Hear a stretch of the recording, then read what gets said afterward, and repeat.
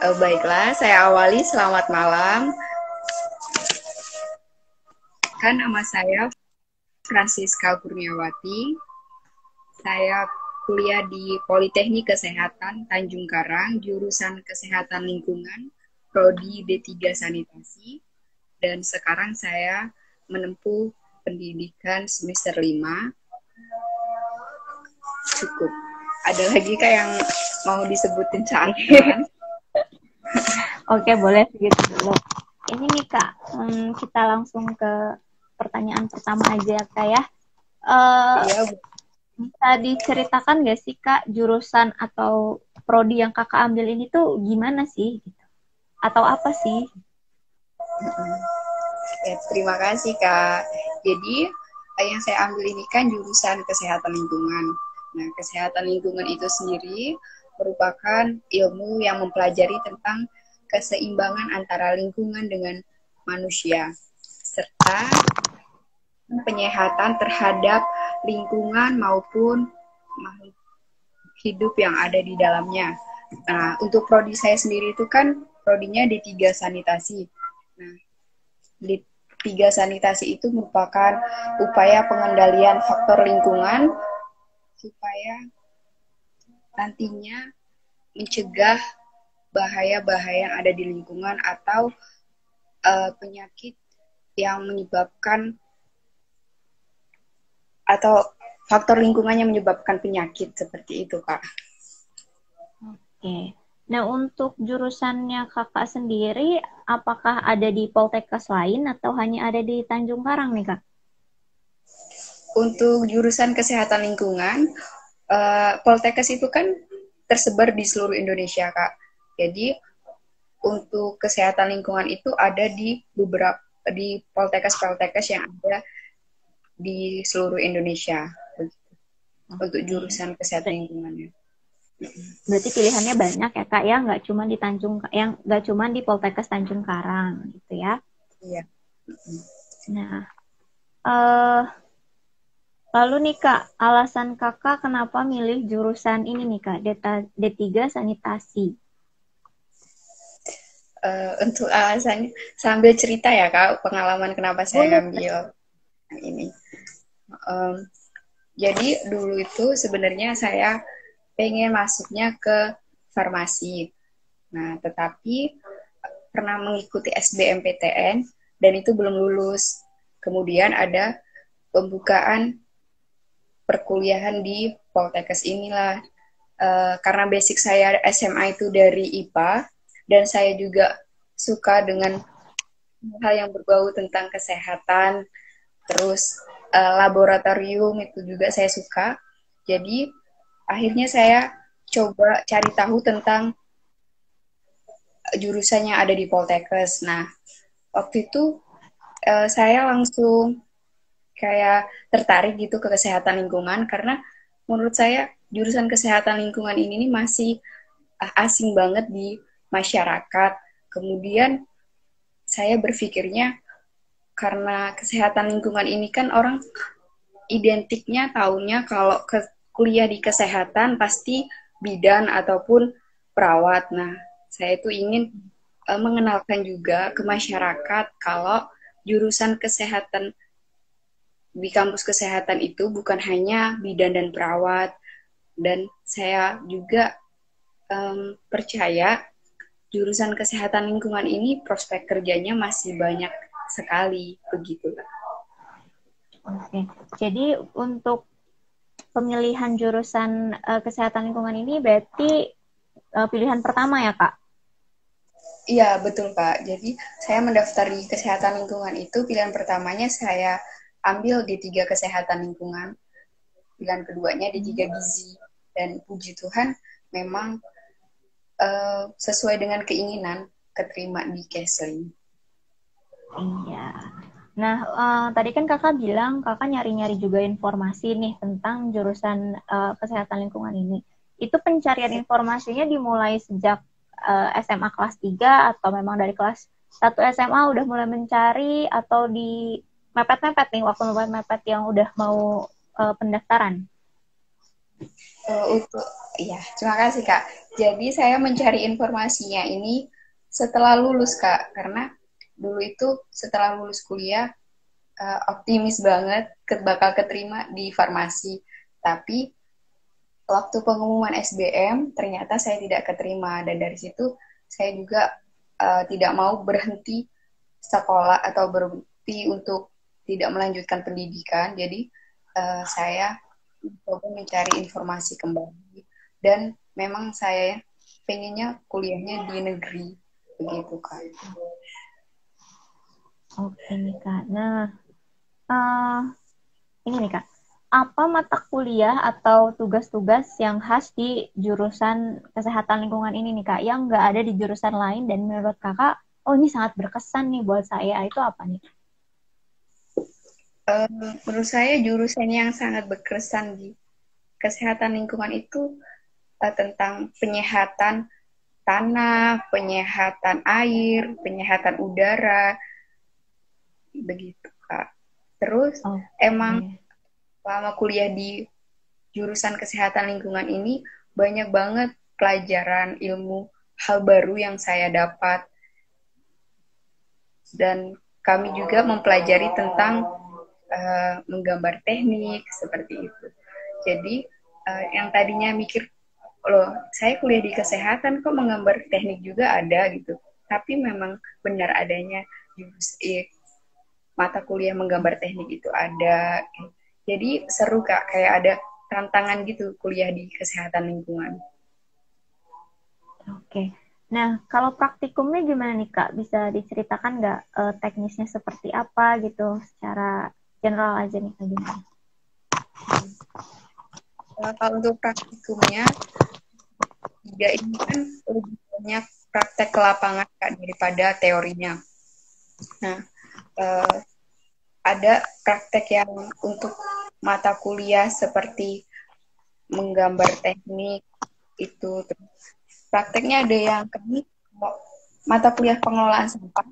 Kami benar-benar terjun ke tempat pengolahan sampah, ke TPS mencari sampah dan sampahnya dipilah, dimanfaatkan kembali itu. Nah, itu kalau untuk ke lapangannya. Terus kalau untuk mata kuliah yang lain seperti kimia air, kimia lingkungan, itu kami praktiknya di laboratorium, mengambil sampel air sungai, kemudian diteliti, mengambil sampel air limbah rumah sakit, kemudian diteliti, seperti itu, Kak. Oke. Nah, kalau ngomongin praktikum dan praktek yang lainnya, biasanya kan kita heboh sama ininya ya, laporannya ya. Kalau di Poltekkes ini gimana nih Kak? Laporannya memusingkan atau enggak?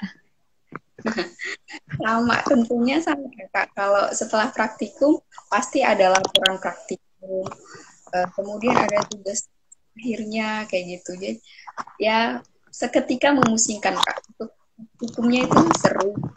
Kalau udah selesai praktikum, ya langsung memikirkan untuk laporan.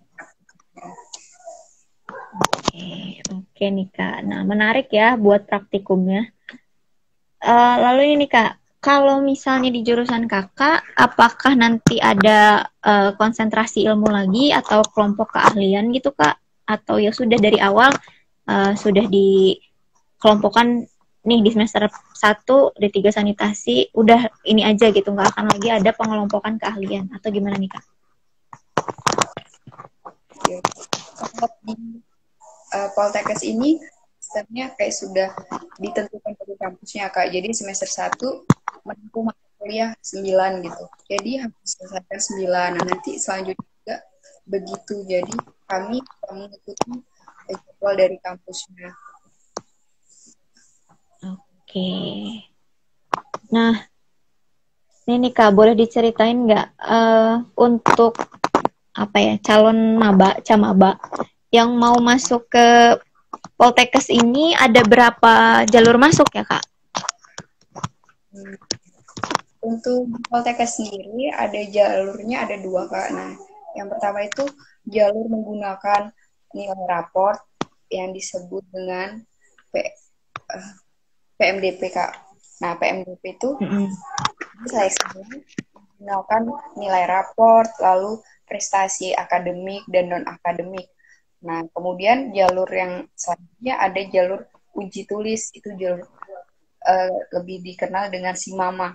Jadi, kalau kita mau daftar Poltekkes selain di Tanjung Karang bisa, Kak. Seandainya pilihan satunya mau di Poltekkes Jogja, pilihan duanya Poltekkes Tanjung Karang, itu bisa, Kak, melalui jalur tulis. Oke, nah untuk ini nih Kak, untuk maba yang udah masuk ke jurusan Kakak, ada nggak nih Kak tips and trick gitu buat maba-maba ini supaya bisa jalanin perkuliahannya 3 tahun ke depan gimana gitu Kak? Oke, untuk untuk tips and triknya untuk maba yang sudah masuk, pesan dari saya apa yang sudah ada sekarang dijalani saja karena kita tidak tahu ke depannya. Banyak banget mata kuliah yang tadinya kita di sekolah kita belum menemukan, nah di kampus ini kita jadi menemukan hal-hal baru.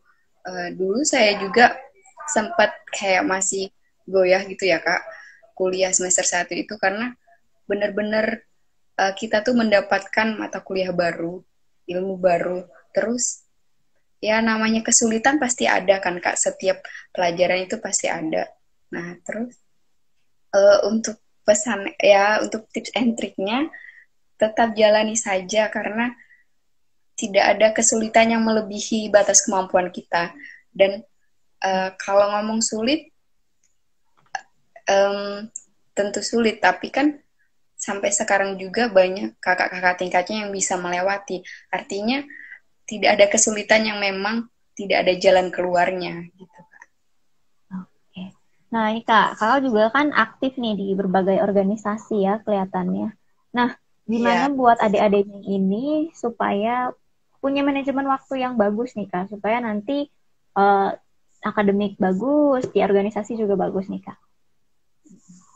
Untuk manajemen waktu, sebenarnya itu semua kan yang bisa mengatur, meminimalisir itu kan kita sendiri ya Kak.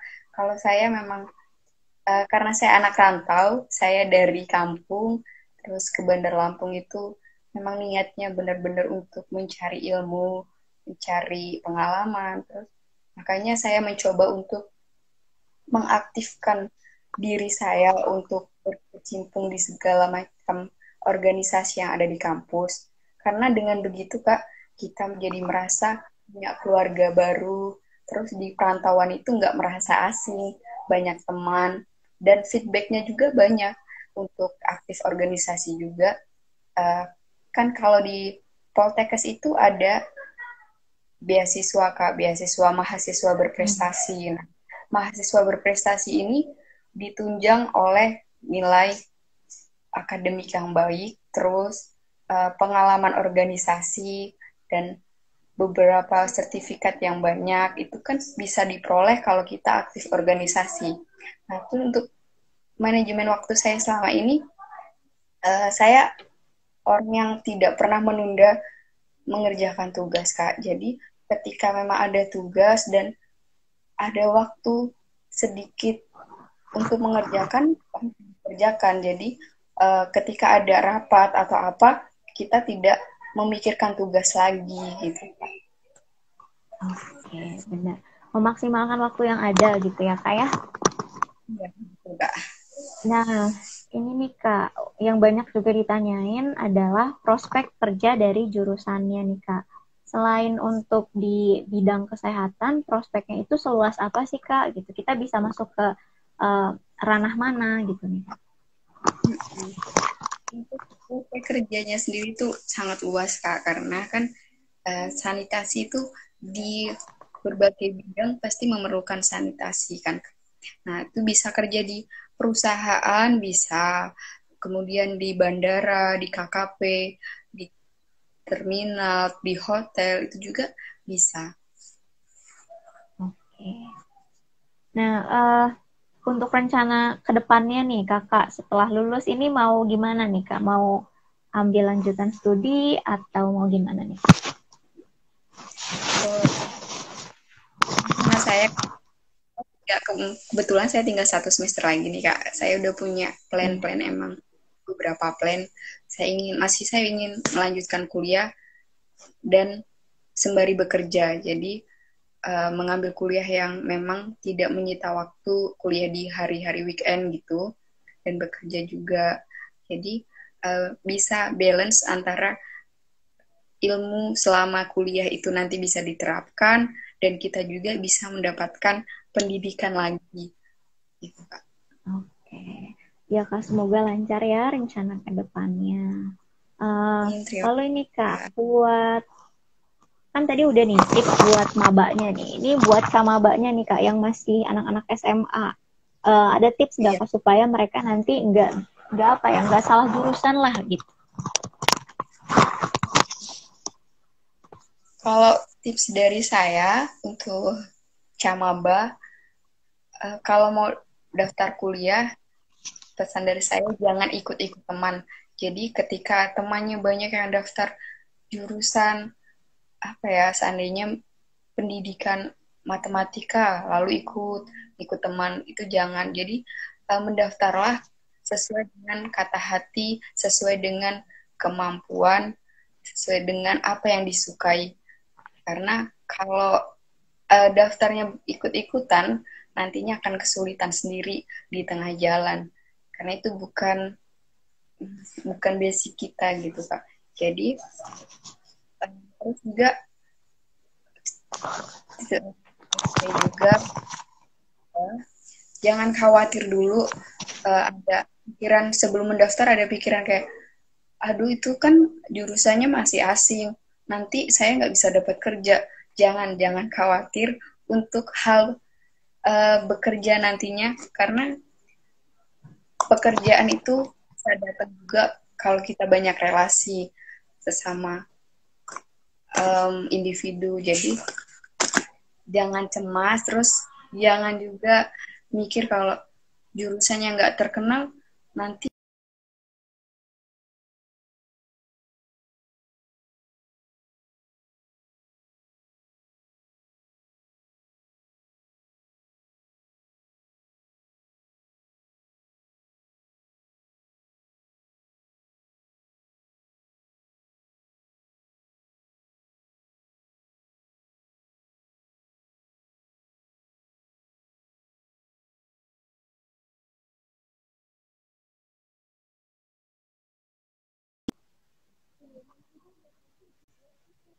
Teman-teman yang masih join sama live kita. Halo Kak. Ya halo Kak. Halo Kak. Halo. Iya koneksinya Ya. sempat ini ya terputus ya ini. Iya Kak. Maaf ya Kak. Iya halo. Ya halo. Iya halo. Koneksinya sempat terputus Kak tadi. Uh, Ya. ya ini ada suaranya nggak? Apa gimana? Sekarang ada Kak? Ada. Ada. Ada. Nah, oke ya, teman-teman. Tadi udah Kak Francisca kasih tips and trick. Jadi intinya adalah kenali dulu kemampuan kita segimana, lalu ikuti kata hati. Jangan sampai nanti kita malah ngikut-ngikut temen gitu ya, Kak ya. Ya betul Kak. Nah,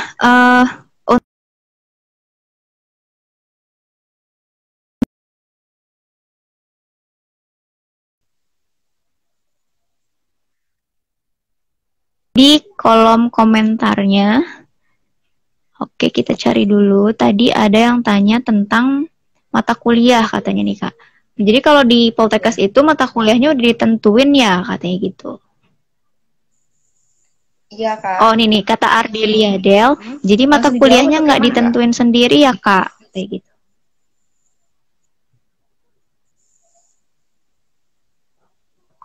Halo. Halo. Ya nih Kak boleh diceritain sistem mata kuliahnya gimana Kak? Apakah memang sudah dipaket atau kita bisa memilih atau gimana nih Kak? Baik Kak, terima kasih. Untuk di Poltekkes itu sendiri, untuk mata kuliah itu sudah ditentukan dari kampus. Kayak seandainya di semester 1 kita ngambil 20 SKS, ya itulah yang diambil, Kak. Dan tidak bisa memilih, kecuali ada pengecualian, Kak, untuk seandainya di semester saat ini ditempuh ada mata kuliah yang memang tidak lulus, nah itu baru nyusun mata kuliahnya ditambahin kayak gitu. Tapi kalau mata kuliahnya lancar dan sudah memenuhi untuk lulus, itu kita bisa ngambil memang berdasarkan porsinya, Kak. Jadi sudah ditentukan dari kampus. Oke, gitu ya. Yang pertanyaan udah dijawab. Nih ada lagi nih Kak, pertanyaan dari Putri Nur Khalifah 08 katanya. Apa sih Kak bedanya D4 sama S1? Bukannya sama-sama menempuh 4 tahun gitu Kak?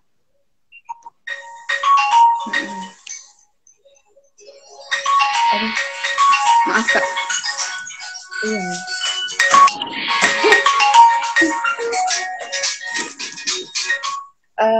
Maaf ya Kak, tadi ada telepon. Nah itu untuk kebetulan kayak mana ya Kak? Kan saya ambil prodinya D3. Jadi saya sebenarnya dengan S1, tapi beberapa cerita kakak tingkat, lalu ada obrolan-obrolan dengan dosen itu katanya D4 dan D1 itu sudah setara. Jadi anak kakak tingkat atau teman-temannya mengambil prodi D4, nantinya kalau mau lanjut pendidikan langsung ke S2, Kak. Jadi nggak perlu lanjut ke S1 lagi. Oke, tuh. Ya, sudah dijawab. Jadi sebenarnya D4 itu sudah strata S1. Tidak perlu lanjut S1 lagi. Jika mau lanjut studi bisa langsung ke S2 gitu ya. Nah, ini ada lagi nih Kak pertanyaannya. Kak, kalau mau daftar PMDP tapi nggak ada sertifikat lomba gimana Kak?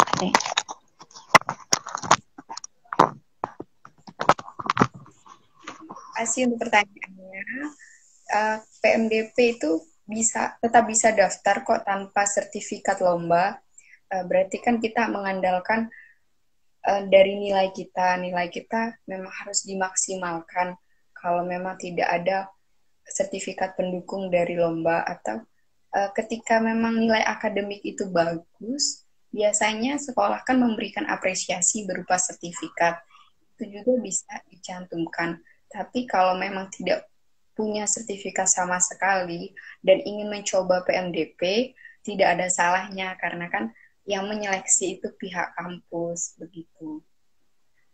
Iya, jadi adik-adik yang mau daftar jangan dulu ketakutan karena nggak punya banyak prestasi di lomba gitu ya. Kalau mau coba dulu silahkan. Jangan patah semangat dulu gitu ya Kak ya. Iya betul Kak. Oh iya nih Kak, karena kebetulan waktunya kita juga udah mepet nih Kak.